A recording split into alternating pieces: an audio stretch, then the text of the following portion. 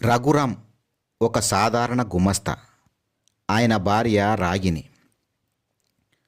తమ మితమైన రాబడితో తన పిల్లల్నిద్దరినీ ఎంతో క్రమశిక్షణతో పెంచుతున్నది. రాము రాణి కవలలు ప్రతిరోజు రాత్రి వారికి భారత భాగవత రామాయణ గాథలు చెప్తూ ఉంటుంది. చదువుతో పాటుగా చక్కటి అలవాట్లు పిల్లలకు నేర్పేది. పిల్లలిద్దరూ చదివే స్కూలు ప్రభుత్వ పాఠశాల కావటంతో ఉచిత విద్యే అయినా యూనిఫామ్ తప్పనిసరి. పిల్లలిద్దరూ ఉదయాన్నే లేచి తయారై 2 కిలోమీటర్ల దూరంలో ఉన్న స్కూలుకు నడిచి వెళ్ళేవారు. ఎంతోమందికి సైకిల్ ఉన్నాయని తమకు కొనివ్వమని రాము తండ్రిని అడుగుతుంటే, తల్లి రాగిని, చూడు రాము, కాలు లేని వారిని ఎప్పుడైనా చూశావా? వారు నడవలేక పాకుతుంటారు పాపం. నీకు భగవంతుడు చక్కగా నడవమని కాళ్ళు ఇచ్చినందుకు సంతోషించు.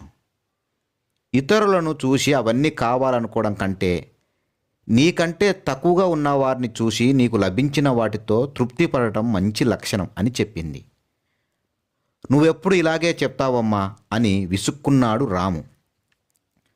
చిన్నవాడైన రాము అప్పుడప్పుడు తన తరగతి గదిలో పిల్లలను చూసి వారికున్నవి తనకు కావాలని అడగడం, తన వద్ద ఉన్న అదనపు పెన్ను కానీ నోటు పుస్తకాలు కానీ అవసరమైతే రానికి ఇవ్వడానికి ఇష్టపడక అక్కతో పేచీపడటం చూసిన తల్లి రాగిని వాడికి బుద్ధి చెప్పే సమయం కోసం వేచి చూడసాగింది.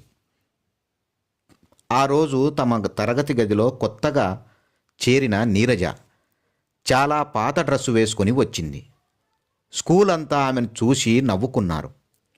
ఎవరూ ఆమెతో మాట్లాడలేదు. రాణి వెళ్ళి పక్కన కూర్చొని స్నేహంగా నవ్వింది. నీరజ ఎంతో సంతోషించింది.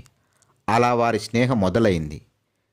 ఎన్నాళ్ళైనా నీరజ యూనిఫామ్ వేసుకు రాకపోవడంతో టీచర్లంతా ఆమెను క్లాసులో నిల్చోబెట్టారు. చూడు నీరజ, స్కూలు నిబంధనలు పాటించాలి. నువ్వొక్కదానివే ఇలా యూనిఫామ్ లేకుండా రావటం బాగాలేదు అని మందలించారు కూడా. ఆ రోజున ఆమెను క్లాసులోకి రానివ్వకపోవడంతో ఆమె చాలా బాధపడింది. నీరజ తండ్రి కూలి పని చేసి తన ముసలి అమ్మానాన్నలతో సహా 6 మందిని పోషిస్తున్నాడు. నీరజ తల్లి ఆరోగ్యం బాగుండదు. యూనిఫామ్ కుట్టించే స్తోమత ఆయనకు లేదు. నీరజ కూడా ఎంతో కష్టపడి ఇంట్లో పనిచేసి స్కూలుకు ఎలాగో వస్తున్నది. ఆమెకు చదువంటే ప్రాణం. రాణి మర్నాడు అమ్మనడిగి తన యూనిఫామ్ 2వ జత తెచ్చి నీరజ సంచిలో ఉంచింది. నీరజ, నువ్వు ఈ యూనిఫామ్ వేసుకొని రా, నేను ఇచ్చినట్లు ఎవరికీ తెలియదు సుమా అని ఒక లెటర్ రాసి ఉంచింది. మరునాడు నీరజ ఆ యూనిఫామ్ వేసుకొని స్కూల్కు వచ్చింది. కృతజ్ఞతగా రాణిని చూసి నవ్వింది. మరుసటి వారం రాణి పుట్టినరోజు. ఆమె మామయ్య, తాతయ్య, అత్తమ్మ, బాబాయ్ వచ్చి తలో ఒక జత బట్టలు తెచ్చి బహుకరించారు రాణికి. చూశావా రాము, అక్క తనకున్న 2 జతల యూనిఫామ్లలో ఒక జత నన్నడిగి నీరజకు ఇచ్చింది, గుట్టుగా ఎవరికి తెలియకుండా. అక్కకు ఎన్ని జతల బట్టలు వచ్చాయో చూశావా? ఇస్తే వస్తాయి, తెలుసుకో.